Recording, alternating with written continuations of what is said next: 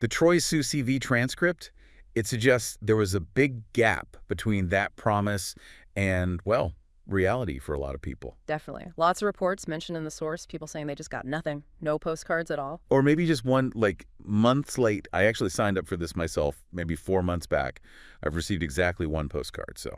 Wow. Okay, so that lines up with what the transcript describes, these widespread reports of people not getting them or huge delays. Yeah. And then adding to the problem, the website where people actually bought the postcards, it reportedly got shut down. Oh, great. So as the video points out, that makes it way harder for people who paid to, like, track their order or even ask where their stuff is. Exactly. No easy way to follow up. So after the issues with the postcards, the TROYCETV video then kind of pivots to another way she was seeking support, this direct online fundraising. Yeah, this is where it gets maybe a bit more concerning, according to the source. How so? Well, there's this noticeable uptick in requests for smaller amounts, often via Cash App, like $20 here, $20 there. Okay. And what was the reason given?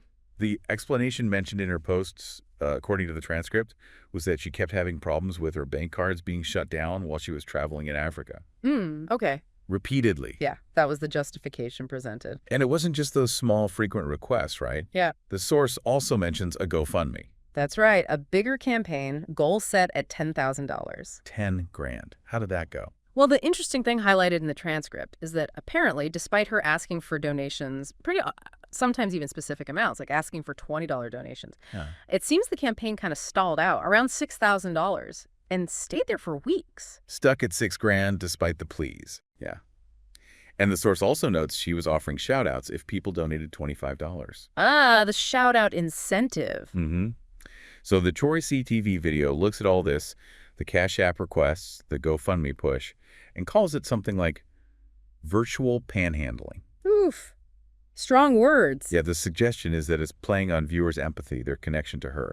Which brings us right back to that term you mentioned, parasocial relationships. The transcript really leans into this, doesn't it? It does.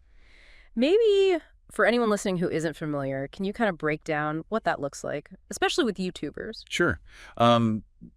Basically, parasocial relationships are these connections people form with figures they see in the media, like YouTubers. Yeah. But it's one-sided. One-sided how? Well, the viewer can feel really close to the creator, like they know them, understand them, maybe even feel like a friend. Right. Even though the creator obviously doesn't have that same personal relationship back with each individual viewer. It's an investment emotionally from the audience side. Okay, I see. So you can imagine how viewers feeling that connection might genuinely want to help her out when she says she's in trouble. Exactly. They might feel like they're part of her story, even though they've never met.